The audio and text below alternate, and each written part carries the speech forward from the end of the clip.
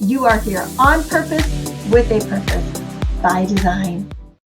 Hello and welcome back. Today's guest, my good friend, check it out, inventor, speaker, author, coach, and like I said, my friend, Stephon Leary is here to empower you today. Hello, Stephon. How are you? Hello, Pamela. How are you? And hello to the audience. I'm so excited to be here.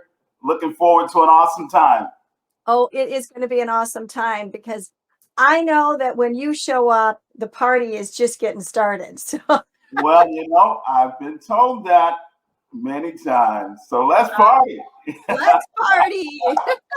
So I have an empowerment quote for you, and we discussed it just a couple of minutes ago, and I just thank heaven for giving the exact quote for each person. And so our mentor, and I say ours because he's yours and he's mine, one of our mentors, the legendary Les Brown, says, "You have greatness in you." Now, Yes. this is powerful to me as a minister because I believe that we have the greater one in us, which is why we have greatness in us and all that potential. It just God desires to pull it out of us and to utilize it, to affect the masses of people. Yes. Greatness in you. And I like to add, you have greatness in you, so step into your greatness. Yes. I love that. What does it mean to you, Stephon?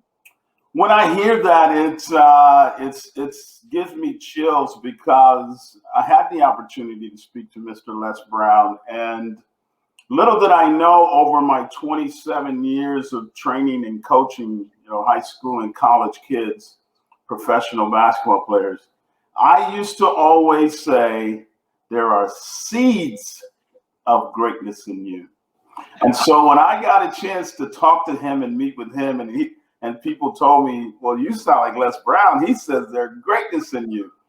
And it resonated with who I was, what I was about, actually affirmed and confirmed that perhaps I was speaking the right things over these many years. But what it means to me is that everything you hope, dream, and desire to be in life, it's in you.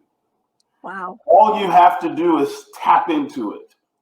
And I always say that God uses God moments to place us in a time, in a season, to where we grow and we multiply into who He has called us to be.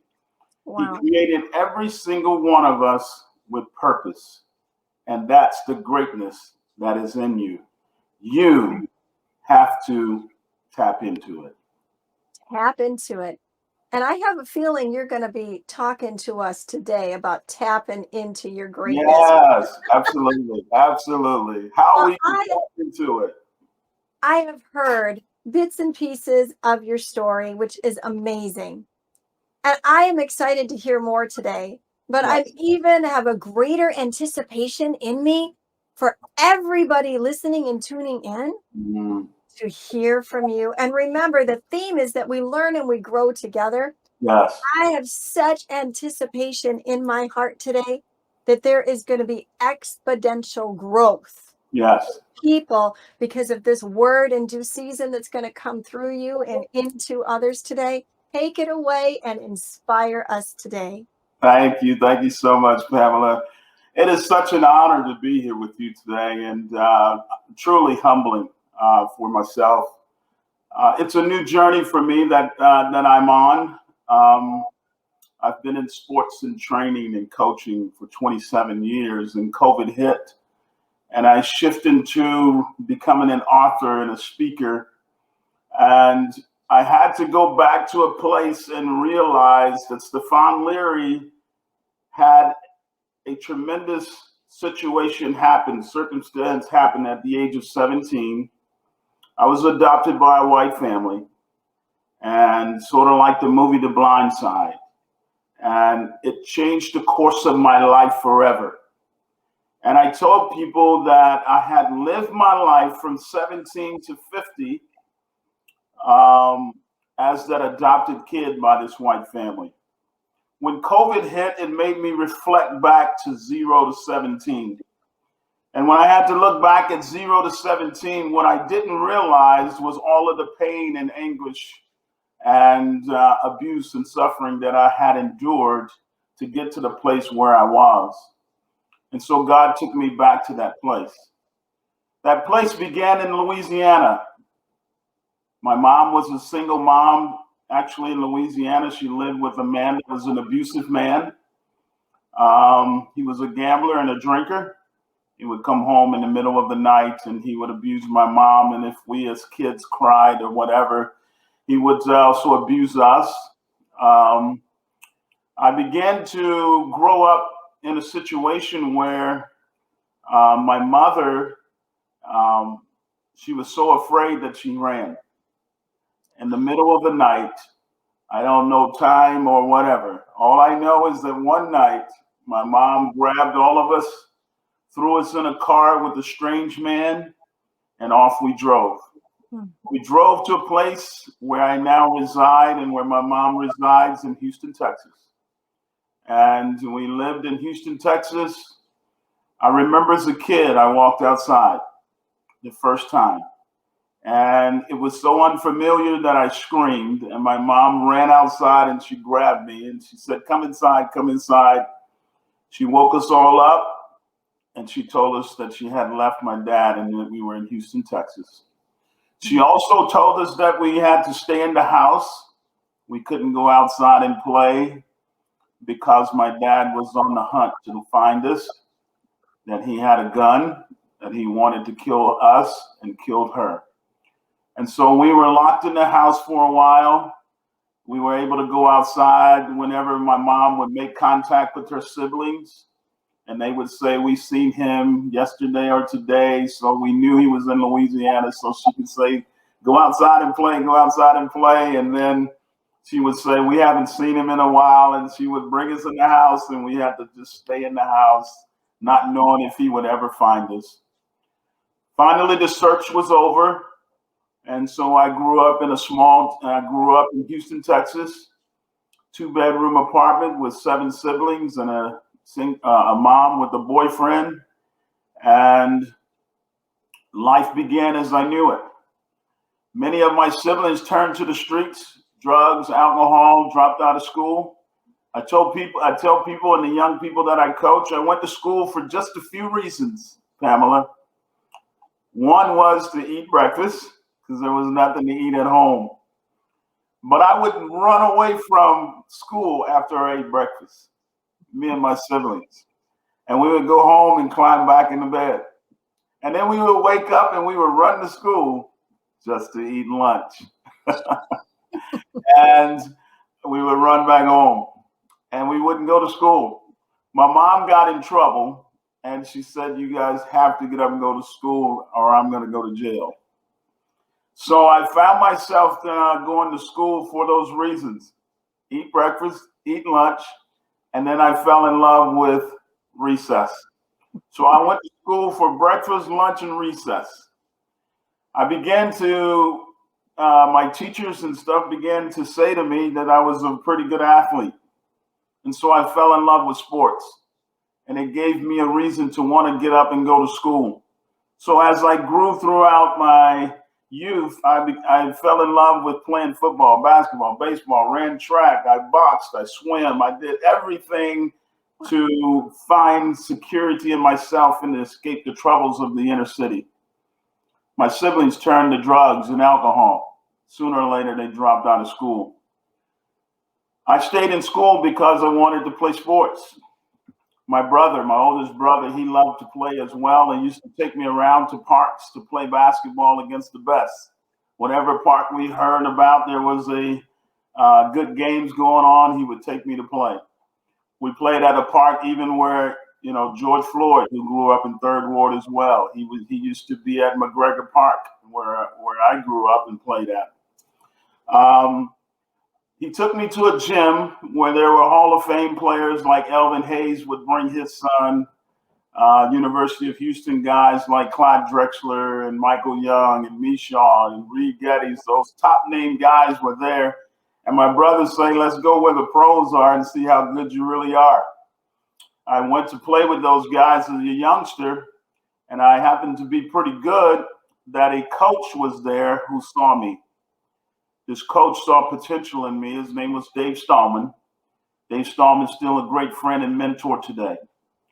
Dave Stallman asked me would I like to go to a basketball camp. And I said, well, sure, but I don't think I'd be able to go because my mom wouldn't be able to pay for it. Plus, I said, I don't know if I have the right shoes to play in. I used to play in the shoes that had holes in the bottom. And he said, well, hey, what if I tell you that someone will pay for you to go and I'll get you a pair of shoes? Would you go? And I said, yeah, if my mom will let me. He said, but the camp is in Clearwater, Florida. I said, well, I don't know if she'll let me go out of town, but I'll ask. My mom let me go, and so I went to this camp. Little did I know he was taking me to this camp of the late, great Hall of Famer Pistol Pete Maravich, which he had a birthday a couple of days ago. Rest in heavenly peace to Pistol. I get to the camp, and I was such a competitive, driven, determined young man with a little roughness around the edges that I wasn't very nice to my teammates. I was kind of a showboat. If I did something spectacular, I probably would talk trash. That was just who I was as an inner city kid. That's just the way it was. Right. So much so, my team was undefeated.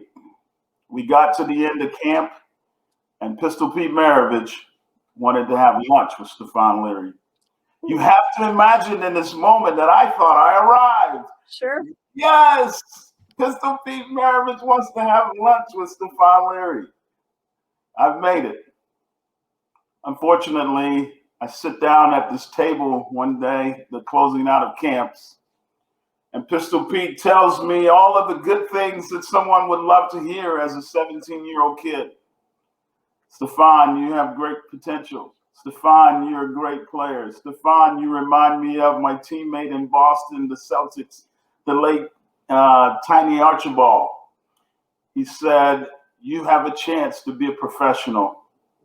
But I wanted to have lunch to tell you this one thing. I won't be giving you the MVP award. And in amazement and shock, I say, what? What? I dominated these kids. I'm better than these kids. How could you do that? And he said, Stephon, he told me these words that changed the course of my life forever. He said, your character doesn't fit the award. Mm. It was the most painful time that I had experienced in my life at that time. But it was also the most rewarding. He told me something that I had never, ever heard before in my life, and that was character matters. You see, growing up in the inner city, I thought it was all about being tough. It was all about being the best. It was all about stepping on one person to get to the mountaintop. It was about knocking others off the top of the mountain to become king of the mountain. It was about putting your opponents down and shaming them and letting them know that you are better than they are. Right. That wasn't character. I got so upset, I flipped the table over, I ran out the door, and little did I realize when I got out the door, I'm in Clearwater, Florida. That's a long run home. And so I ran to the end of the curb and I'm crying profusely. Why is he doing me like this? Why did he treat me like this? I can't believe I came all the way here for him to hurt my feelings. I thought this was going to be good for me. And yeah, I did the whole pity party thing. And Coach Stallman came up to me and he sat beside me, put his arms around me, and he said, Pete told me what he told you. He said, I invited you to this camp because I wanted you to hear Pistol Pete's story because you have a lot of potential in your life. He said, if you would do me a favor, just come listen to Pistol Pete and we can go from there. I went to listen to Pistol Pete June 18th, 1986, close out of Pistol Pete Maravich basketball camp. He told the story of being a brash, harsh, cocky, first $1 million NBA player, Hall of Fame basketball player who almost lost his life because of his big mouth and because of his attitude.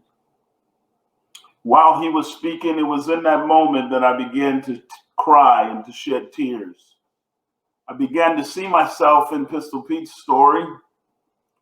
And at the end of camp, he closed out camp and he said, is there anyone under the sound of my voice would like to accept Jesus Christ as your Lord and Savior? And I raised my hand. And that was the day that the life of Stephon Leary changed.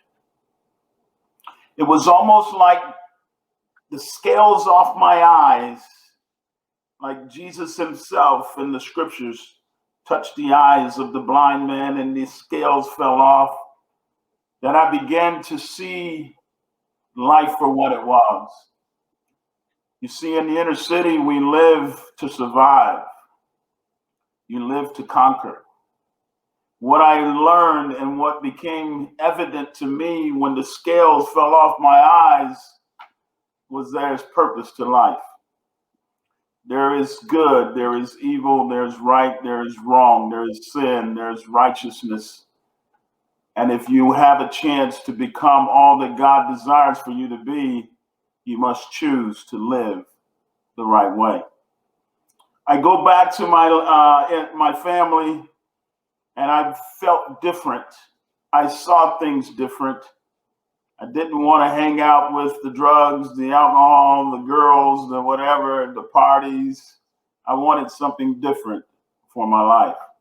For the first time, I desired to be successful and to fulfill the purpose in which God had for me. Coach Stallman called me and he said, hey, how's life? How's everything going? I said, not too good because of all of the things that I'm facing around me. He said, hey, would you like to come out and go to the Christian school that I coach at? And at that time, I thought, Christian school? What is that? I don't even know what that is. He said, it's the same as school, but we teach you biblical principles to help you learn and grow to be who God's called you to be. So in that moment, I said, yeah, sure, but I don't know if my mom will let me. He said, well, will you come out and visit? I came out to visit, Pamela. He took me to a 5 o'clock in the morning prayer meeting. And if I was in earthly form, I think I saw an angel in heavenly form. At a 5 o'clock in the morning prayer meeting, this lady by the name of Lynn Johnson, she happens to be white.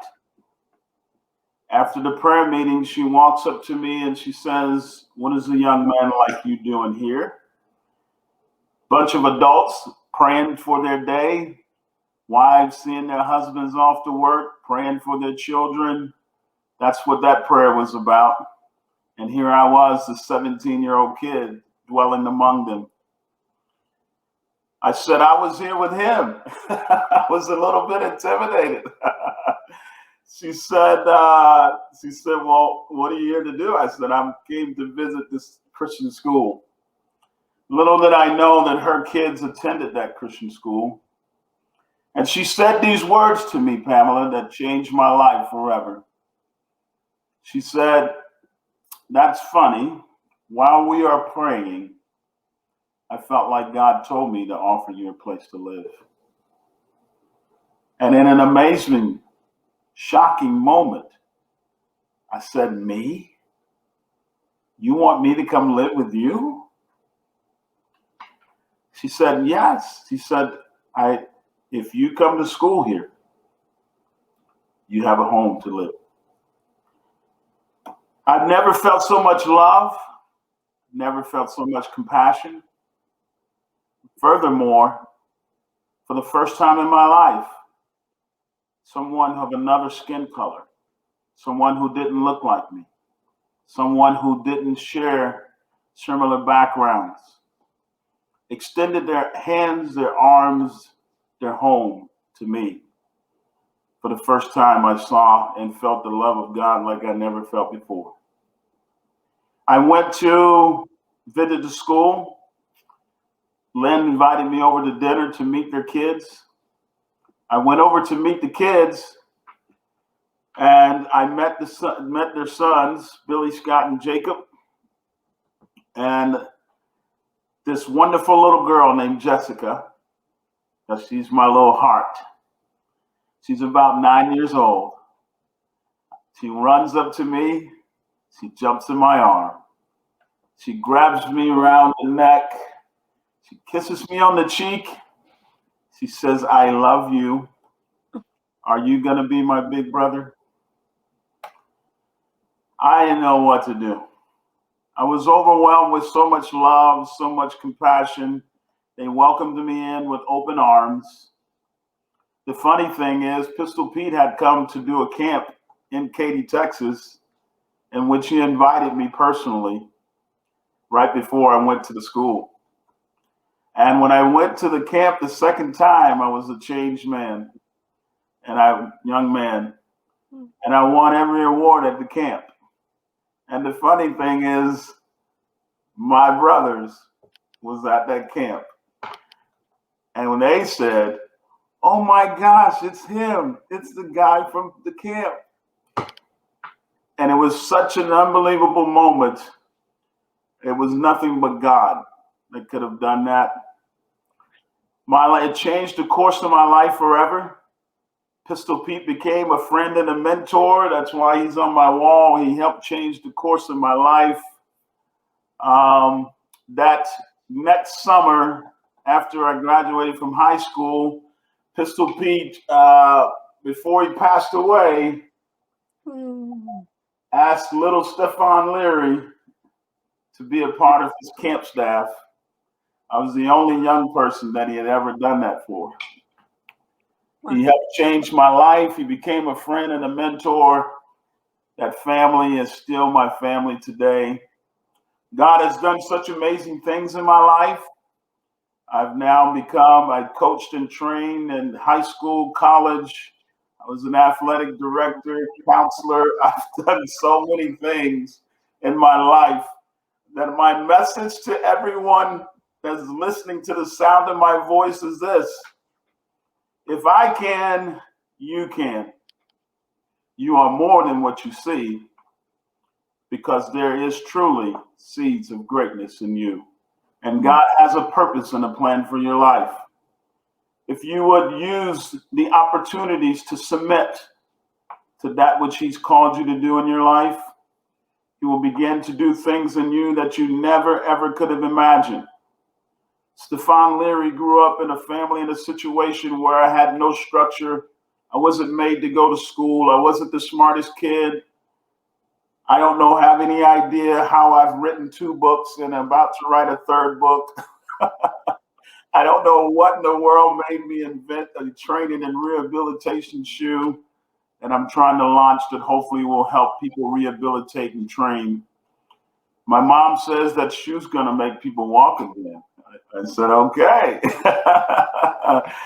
I can't explain to you the power of what God does to a surrendered life. I can only share with you that if I can do it, you can do it.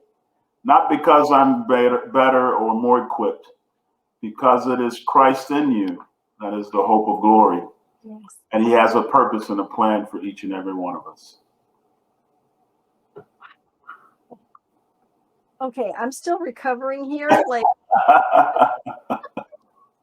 Kleenex now. Stephon, your story is amazing. Would you share a little bit more about your family? When you said you were adopted by a white family, and that you experienced love that you for the first time, and it was the love of God that you were experiencing. Tell Yeah. us a little bit more about that family dynamic, because I know you said you're all intertwined and you're still connected. Um, just unpack that a little bit more for the people that are viewing, please. Well, first of all, I would just say that, the scripture says faith, hope, and love. Mm. The greatest of these is love. I believe that love changes things. Yes. And I cannot explain to people that the way this family loved, welcomed, and embraced me changed me in such a way that it was almost instant, like a snap of my finger that wiped away everything that I ever knew about race, diversity, social economics, all of those things that hinder us from what your motto is for your show. We can be better together. Yeah. They love me beyond the color of my skin. They love me beyond my economic background. I walked into their home with a little brown paper bag. That's all the clothes that I had. I had one pair of shoes on. And I never slept in the bed by myself. Growing up in a 2-bedroom apartment with 7 kids, you have the stackable, 3-level bunk beds. And we had 7 kids, so that seventh person had to either sleep on the floor or sleep with someone. So I never even had my own room or slept. Someone slept so bad you didn't sleep with them, or whatever. And so I grew up sleeping on the floor, and I get to this house, and my brothers gave up their room for me. I had my own room. Something that I just thought, wow, I bet. the unselfishness of this family that loved me. You see, in the small town in Louisiana where I grew up in, it's in central Louisiana, a small town called Bunkie. It has still plantations today that my grandparents and their parents worked the plantations. Oh. There's a railroad track that divided the whites and the blacks. And we were told to don't cross those tracks at night, because if you do, you may not return. That's where I grew up. That's where my foundation of what race was all about.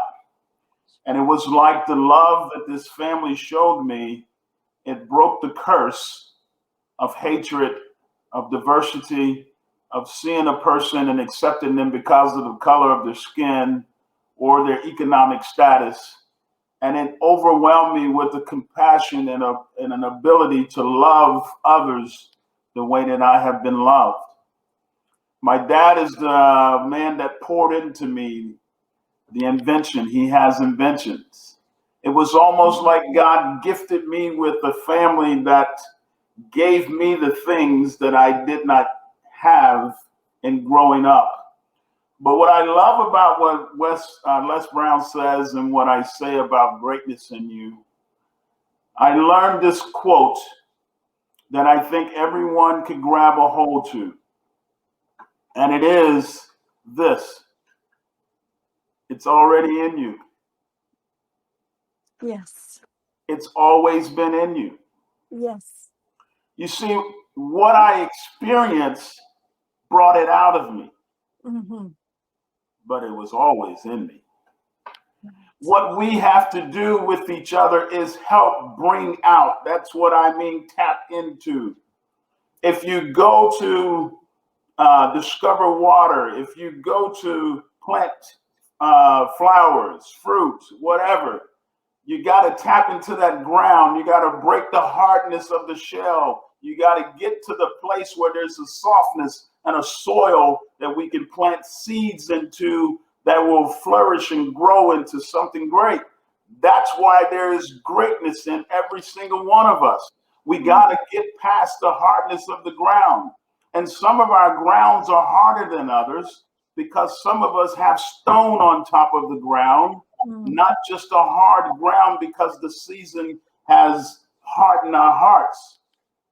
If we can soften the hearts of man, if we can soften the hearts of each other through love and care, compassion, extending our hands to help one another, we will discover that there's not just greatness in everyone, but there's a love in everyone so that we can be better together. Bravo. Oh, that is so beautiful and so true. So I wrote a couple of notes here that 'cause I'm a note taker big time. So you said the power of surrender, that you learned the power of surrender and that you're wanting to impart to people the power of surrender. Now, not that's not surrendering to bad things. That it was ultimately surrendering to the love of God in your life and to his Yes, plan. But then you said the unselfishness of your family yes, that you met. They looked different than you, they lived different than you had previously, but their unselfishness, their love for you, that between those two things, your surrender and their unselfishness, I wrote down, it broke the curse. yes, Like, is everybody hearing that today? Are yes, you hearing this? This is an example. This is a living example of how we break free from those things that, as Stefan has said, there's greatness in you. Those seeds of yes, potential are there. How do you turn up that, get rid of those stones and turn up that soil and get it ready for the water and the sun and all of that kind of thing so that the yes, seeds grow? He gave two key things here: surrender yes, and selflessness. yes. They were selfless. They were unselfish in what they did, and that created the atmosphere. That's correct. Woo! Atmosphere That is is powerful. the atmosphere is very key, right? Yeah. Because not only it creates an atmosphere in a home, but it also creates an environment in our culture. Yes. You see, the beautiful thing about the seasons of life is that the seasons change, but there are things that grow in every season of life. That's Mm. called environment. Yes. You see, when you're placed in the right environment to grow, it doesn't matter the seasons of change because you were built to last in every season. Yes. The love that overwhelmed me prepared me and helped me get beyond the abuse that I had experienced, the neglect that I have experienced, the failures that I had experienced. Those things that happen in our life that takes us through seasons of difficulty ultimately go away when we're in the right environment. It's Yes. so critical that we create an environment of love and care and kindness and compassion and unselfishness, because that environment helps us all get through every season of life, Yes. even when it's difficult. Because Stephon Leary, as I said before, when COVID hit, I had to go back and visit 0 to 17. I was okay with Stephon Leary from 17 to 50. Mm-hmm. 0 to 17 presented some issues in my life that had cost me marriages, jobs, perhaps other opportunities. They cost me because I didn't know me. Right. I only knew a part of me. And so now my journey in life is discovering me. One of the things that I will encourage everyone today is this: the greatest commandment in the scriptures, I believe, has been misinterpreted, not intentionally, but because we have been afraid to tell people that it's okay to love yourself. Preach it. You see, Yeah. the greatest commandment says to love the Lord your God with all your heart, with all your soul, with all your might, and all your strength. And everybody gets that part. Every preacher tells you that. Every teacher tells you that. Every parent tells you that. Every coach tells you that. Every trainer tells you that. But when the seasons of life come and you don't feel like loving, or you feel like you can't love the Lord your God, it goes to step 2 and step 3. There are 3 parts of that scripture, not 2. There's a wonderful song that's out today. It says it's real simple. Love God and love people. Yes. And I love the song, but I say, man, we're missing it, because you can love people according to that verse until you love yourself. It says, love the Lord your God with all your heart, with all your soul, with all your might, and all your strength, and love thy neighbor, and love them as you love yourself. What many people are missing in their lives, Pamela, is that we don't love ourselves in the conditions that we're in because of the seasons that we're in and the rough seasons we've been through. Sure. So all of the pain, the hurt, the fears, the failures, the agonies, the defeats, the abuse, the neglect, the rejections, all of that has put us or caused us to go through a season in our life where we don't love us. And Stephon Leary went through that season. And I just recently, this is very recent, Pamela, I went and ran to my parents. I ran to my parents and I said, I got something to tell you. I got something to tell you. And I said, I heard this unbelievable service. It was from Stephen Furtick, and it says, it's always been in you.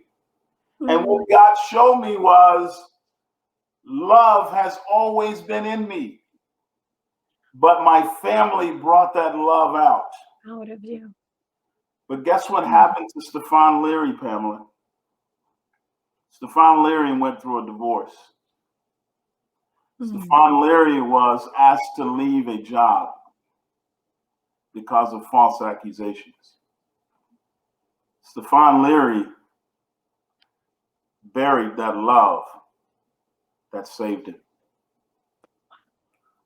And I ran to my parents and I said, hey, God showed me I buried the very thing that saved me. It was love that saved me. It was love that changed me. And it is love that I need to continue to do, to accept, to love, and be loved. And so the past few years of going through my rough season, I buried love. And God has brought it back out of me again. And now I'm writing books and speaking to perhaps help somebody else who has gone through a difficult season and have lost themselves. And you and I have talked about my second book that's coming out, The Elevated Soul. I compare it to the Lion King cub Simba, where something difficult happened to him in his life. He lost his father. And he had a Lion King, Lying, named Scar, who told him, run away, Simba, and never return. You see, that's what happens in our life. Right. We go through difficult times in our life, and there's the enemy. There's the enemy in our voice, a liar, a Lion King, who's telling you to run away from who you are. And like the lion cub Simba, we run. We run to a far off place to where we don't even know who we are. True. Simba ran, and he's a lion. He's supposed to be king in the jungle and eat everything in the jungle. And he runs to a place where people are telling him what to eat. That's what happens to us. We run to a place where we don't even know who we are, that other things start to control us. Drugs, people, alcohol. Those things start to control us to where we lose sight of who we really are. Wow. Yep. And it's not until the great monkey Rafiki enters the movie and he tells Simba, I know who you are. Simba says, you do? He said, I know your father. Simba say, yeah, but he's dead. And he says these most powerful words that everyone needs to hear. He's alive. I'll show you. And he takes Simba down to the brook where Simba gets to look in this water, and Simba looks in the water and he sees this reflection of himself.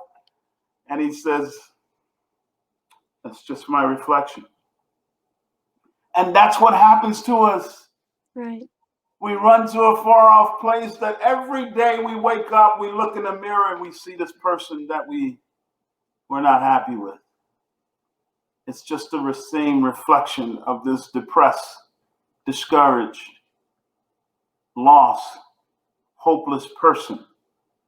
And Rafiki says, no, look harder. And Simba looks harder. And as you said in the beginning, and as I said, he says, you see, he lives in you. Yes. Simba looks into the water in that movie, that wonderful movie, and he sees the reflection of his father, and he comes to himself because his father appears in the skies and says, Simba, oh, Simba, you have so forgotten me that you've forgotten yourself. Remember who you are. Yes. You are the son of a king. Remember who you are. So no matter what happens in our lives, Pamela, no matter what we go through, the key is to know and understand he lives in you. Yes. Remember who you are. Remember you are a son and daughter of the King.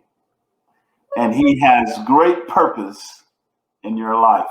No matter what you've been through, no matter what battle you face, no matter what situation you find yourself in, he has a purpose and a plan for your life. And Rafiki tells him one of the last greatest lessons we all can learn in our life. He tells him, oh my, was that the wind? And Simba says, I don't know. You see, Rafiki was telling him about the seasons of life. Yes. The wind blows and blows. Things happen in life. And he hits Simba on the head. And Simba says, ouch, that hurt. And Rafiki tells him the lesson that we all can learn. Said, oh yeah, the past does hurt. Mm-hmm. But you can either learn from it or you can run from it. Wow. And he swings at Simba again and he ducks. And he learned from it and he ran back to his purpose. I have never, until I met you, seen or experienced Lion King in that like third dimensional.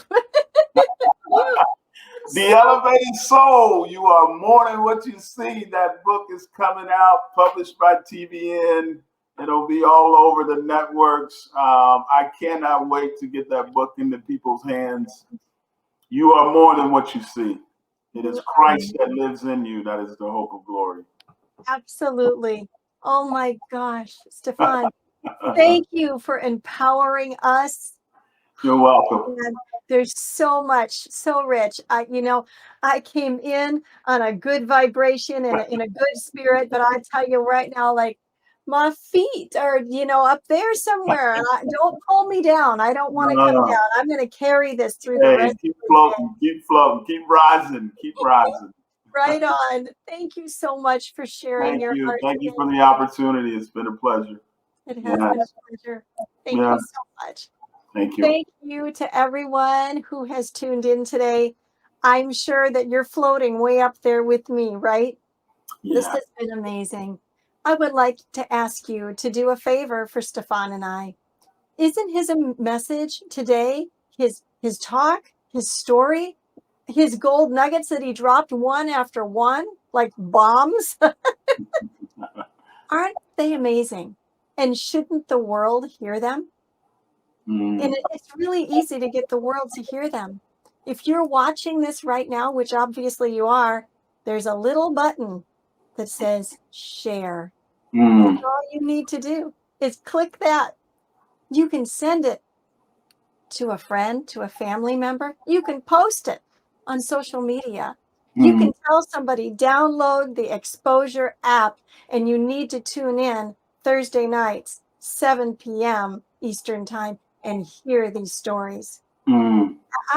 I'm asking you to please do us a huge favor and share this knowledge. Share this episode because the world needs to hear it. We're all saying we want the world to be a better place, but it's only going to be a better place as each one of us affect the world that we're in.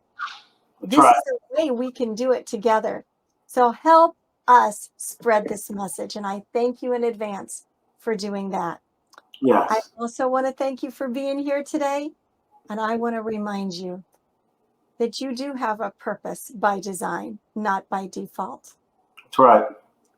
Thank you for joining the Pamela Show, where we learn and grow together. Now get out there and be the salt and the light everywhere you go. Thanks. See you next time. Ascend Above the Crowd is the newest course by Pamela Hinkle. Ascend is a self-paced email course that will come directly to your inbox and will change your mindset and your life. Each week, you will receive lessons, resources, challenges, and journal writings that will help you discover your purpose by design. It's your time to ascend above the crowd. To learn more about Ascend, go to www.purposewithpamela.com/ascend. Pamela Hinkle is the founder of the Purpose Center. Pamela is a mindset mentor, author, speaker, minister, and transformation coach. Her weekly podcast, international radio show, and television show are a lifeline that changes lives and inspires people to discover their individual potential through realizing their purpose by design. Pamela is a natural motivator and has shown many how to find their niche and transform their lives. Although success is an uphill battle, Pamela gives the necessary strategies to flourish, cheering you on every step of the way. Pamela shares from her personal experiences, education, and life as a woman in leadership, utilizing decades of knowledge. Taking the approach of, let's have coffee and chat, she will awaken your dreams and purpose by design. Are you ready for Pamela to help guide you? Email us at purposewpamela.office@gmail.com or go to her website at purposewithpamela.com.